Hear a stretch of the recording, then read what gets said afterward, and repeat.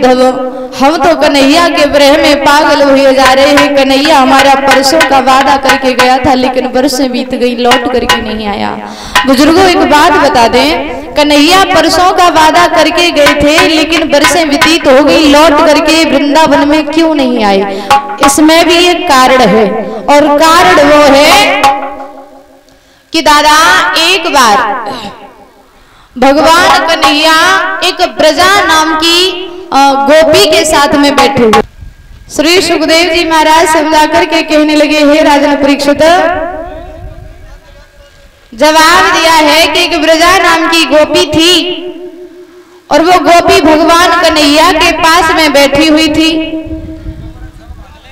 महाराज दामा ने देखा तो दामा ने जाकर के राधा से कहा, बोली राधा तू ये कहती है कि भगवान कन्हैया सिर्फ तुझे ही प्रेम करते हैं और तेरे अलावा किसी और को प्रेम नहीं करते, तो तेरा ये वहम है कि भगवान कन्हैया सिर्फ तुझे प्रेम करते हैं। राधा ने जवाब दिया, भाई वहम क्यों, तुम कहना क्या चाहते हो? तो दामा वो बताओ। जवाब दिया है, तू कहती है कि कन्हैया सिर्फ तुझे प्रेम करते हैं, लेकिन अभी अभी हम देख करके आए हैं कि कन्हैया एक ब्रजा नाम की कन्या गोपी के साथ में बैठे हुए हैं। और जब ब्रजा का नाम लिया तो राधा को क्रोध आ गया, और जब राधा को क्रोध आया तो भगवान कन्हैया के पास में राधा चली, और जब राधा चली है भगवान कन्हैया के पास में, और श्याम सुंदर की नजर जब राधा के ऊपर पड़ी तो ब्रजा से जवाब दो, बोली ब्रजा राधा आ रही है, अगर राधा ने मुझे तुम्हारे साथ यहाँ देख लिया तो वो क्रोधित हो जाएगी, नाराज हो जाएगी, इसलिए एक काम करो, आप ब्रजा यहाँ से चली जाओ। जैसी इतनी बात कही तो ब्रजा वहां से चली जाती और भगवान कन्हैया वहां बैठे रहे। राधा ने आकर के भगवान कन्हैया से कहा, बोले श्याम यहाँ पर ब्रजा बैठी हुई थी, ब्रजा कहाँ है? जवाब दिया है राधा ने कि ब्रजा कहाँ है, मुझे बताइए। तो श्याम सुंदर ने मना किया कि राधा मेरे पास में कोई नहीं था, यहाँ हम अकेले बैठे थे। राधा ने जवाब दिया, मैंने अभी अभी देखा है महाराज यहाँ पर ब्रजा बैठी थी। श्याम सुंदर आप हमसे झूठ बोल रहे हो। कन्हैया ने 1000 बार मना किया कि राधा मैं अकेला बैठा था, ब्रजा मेरे साथ नहीं थी, लेकिन राधा नहीं मानी, और जब राधा नहीं मानी तो पास में दामा खड़ा हुआ था। दामा ने जवाब दिया, और राधा आज हमारा कन्हैया तुझसे 1000 बार मना कर रहा है कि हमारे पास में ब्रजा नहीं है और तू नहीं मान रही है, तो राधा जा मैं तुझे श्राप देता हूँ, तू मेरे कन्हैया की बात आज नहीं मान रही है, कल तू मेरे कन्हैया को देखने के लिए 100 वर्षों तक भटकेगी। ये दामा ने श्राप दिया था कि तेरा और कन्हैया का मिलना दादा 100 वर्षों तक नहीं होगा। इसलिए भगवान कन्हैया परसों का वादा करके गए थे और वर्षें व्यतीत हो गई, लौट करके वृंदावन में नहीं आए। और जब राधा की याद आई थी तो भगवान कन्हैया ने उद्धव को भेजा, मैया को समझायो, जवाब दियो है आप मेरी मैया से जाकर के कहना कि कन्हैया लौट करके जरूर आएगा। जब मैया को समझा करके शाम को उद्धव जी खाना इत्यादि खा करके सुबह घूमने के लिए चले तो गोपियां कुएं पर जल भर रही थी।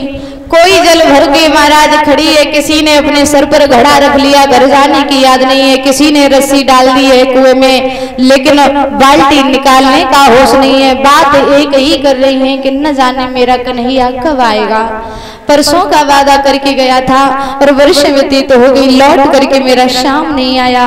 आंखों में आंसू भर के राधा ने एक बात कही है, बोली राधा जवाब दिया है ललिता से, राधा अगर हम कुछ कहते कन्हैया से तो कन्हैया अगर मेरा चला जाता तो ये सोचती कि चलो मैंने कन्हैया से झगड़ा किया इसलिए कन्हैया चला गया। मैंने तो कुछ भी नहीं कहा और श्याम सुंदर फिर भी मुझे छोड़ करके चला गया। मैंने इतना प्रेम किया, कन्हैया ने मेरे प्रेम की कोई वैल्यू नहीं समझी। जवाब दिया है राधा ने, मैंने कछू ना कही, बात ना कही, हृदय की पीड़ा फिर गाए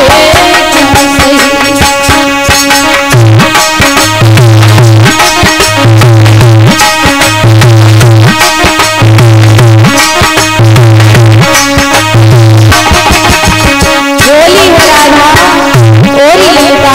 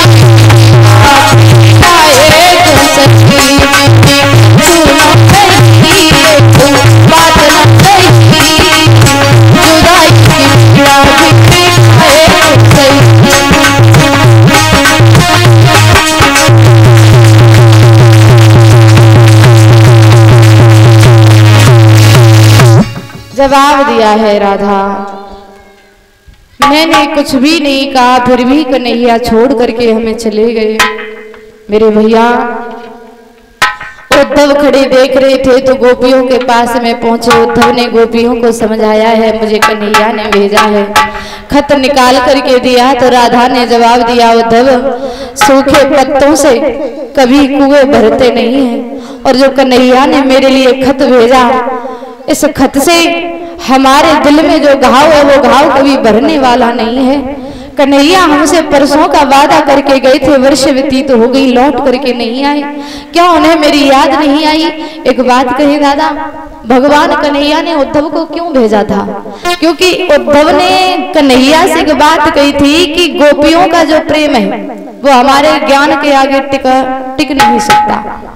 तो उद्धव को अपने ज्ञान का बहुत घमंड था, और कहते हैं कि जैसे घमंड होता है वो हमेशा पतन की तरफ जाता है। भगवान कन्हैया ने जाकर कहा है कि आप एक बार जाकर के ब्रज की गोपियों से मिलिए, देखते हैं कि गोपियों का प्रेम टिकता है या फिर तुम्हारा ज्ञान टिकता है। तो आज उद्धव अपने ज्ञान को दर्शाते हुए राधा से बोले कि आपके कन्हैया ने हमसे एक बात कही है कि राधा, आप मेरी राधा से जाकर के कहना कि वो हमारा जो बचपन का प्यार था, जो प्रेम था, वो बचपन का खेल समझ करके भूल जाए और वो पार ब्रह्म परमेश्वर की पूजा करे। जब ये बात राधा ने सुनी है उद्धव के मुंह से, तो एक बात कही है, उद्धव अगर मेरे कन्हैया ने ये कहा है कि वो हमारे बचपन का खेल समझ करके भूल जाए और पार ब्रह्म परमेश्वर की पूजा करे, तो मेरे कन्हैया से एक बात जाकर के कहना दादा, एक सूक्ति है, बूंद समानी समुद्र में शोकत हेरी जाए। यानी कि आप एक बूंद समुद्र से निकाल लीजिए, क्या समुद्र खाली हो जाएगा?